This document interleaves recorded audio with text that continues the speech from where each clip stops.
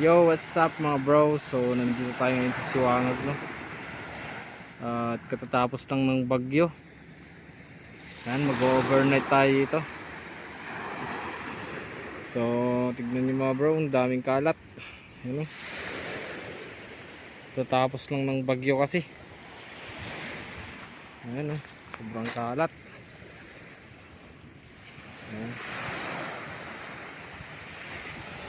So, mag-overnight kami dito. Ito yung ulam namin, no? Yun, no? Na bingwit namin kanina pagdating namin dito. Ito, magsisigang tayo saka kilawin. Yan.